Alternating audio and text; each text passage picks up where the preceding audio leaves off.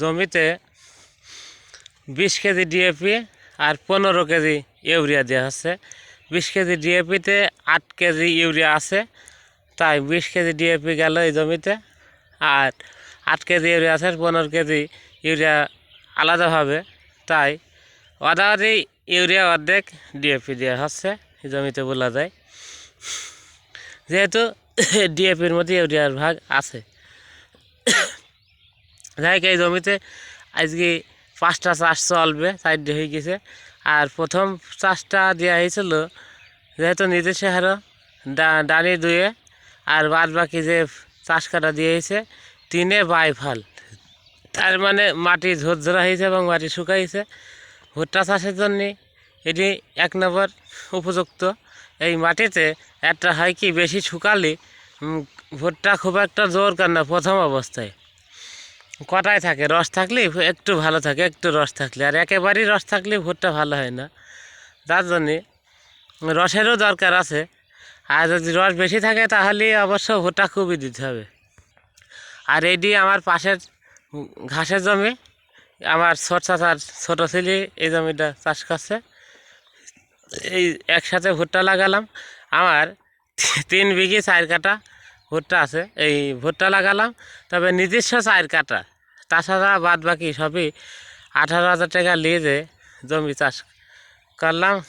মনে হয় হয়তো বা লস হতে পারে সম্ভবত, যেহেতু ভুট্টার বাজারও কম হতে পারে। আর ভুট্টা আল্লাহ কী করে, ঝড়ে পড়ে গেলে তো সবই যাবে, আগাগোড়া সবই লসের ভাগ নিতে হবে। মাশাআল্লাহ গভীরভাবে চাষ করা হয়েছে এবং শুকনো করা হয়েছে মাটি।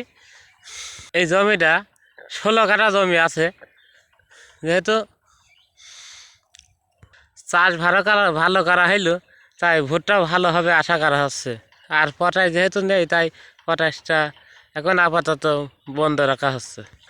অবশ্য গোবরের সার উপযুক্ত সার কিন্তু এই জমিতে এই মুহূর্তে দেওয়া সম্ভব হচ্ছে না, যেহেতু রাস্তার দিক নষ্ট হয়ে গেছে, মাটি খুব ঝরঝরা হয়েছে। আর এই 5টা চাষ প্রতিদিন সন্ধ্যার পরে দেওয়া হয়েছে, এই 4 দিন। আর আজকে সকাল, এখন গত রাত্রি যে আমি কলা বেচতে গেছিলাম, যার জন্যে চাষ রাত্রে দিতে পারিনি। আর মাটি খুব ঝরঝরা হয়েছে। প্রথমে চাষ করা হয়েছিল জো করি, তারপরে 5 দিন 5টা চাষ মারছি। প্রতিদিন যদি চাষ না মারা হয় তাহলে দেখা যায় যে মাটি ওপরে শুকিয়ে যাবে, আর ভুট্টা লাগাতে যেই কষ্ট হবে। তাই খুবই মানান হয়েছে মাটি, একেবারেই মানান হয়েছে, প্রত্যেক জায়গারই মাটি মানান হয়েছে। তাই এইভাবে চাষ করলে লাগানোর সুবিধা, ভুট্টার সুবিধা। তবে বেশি শুকিয়ে গেলে অবশ্য সেচ দেওয়াটাই ভালো, নাতে পরে জ্বর কমে যায়। তো ভুট্টা বেড়াবে যে চাষ করা হয়েছে, আর অল্প দিনই পানি দেওয়া যাবে 1 মাস পরে যদি বেশি শুকিয়ে যায়। আর যদি একটু কম শুকায় তাহলে মাঝে কোপ দিই, তারপরে আছে সেচ দিতে হবে। তাতে ভুট্টার বয়স 45 দিন হলে সেচ দেওয়ার উপযুক্ত সময় হয়, যদি একটু নরমে চাষ করা হয়। আর আমরা যেভাবে চাষ করছি, যেহেতু নাবি সবার সাথেই সেচ দেবো, তাই মানে 30 দিনই সেচ দেওয়ার উপযুক্ত হবে। দারুণ হয়েছে চাষ আলহামদুলিল্লাহ। আর ভুট্টা লাগাবো 10 ইঞ্চি, আর এদিকে 21 ইঞ্চি, এই মাপে লাগাবো। তাতে 2.5 কেজির বেশি পেছন লাগবে এই 16 কাঠা জমিতে। সার বোনা শেষের দিকে, আর মাটি খুব ঝুরঝুরা হয়েছে দেখা যাচ্ছে। হ্যাঁ, এখন একেবারে ঝুরঝুরা নরম বললাম, আর শুকায়নি গো মাটি, যেহেতু প্রতিদিন চাষ মারা হয়েছে, তাই উপরে মাটিটা আবার তলে চলে গেছে।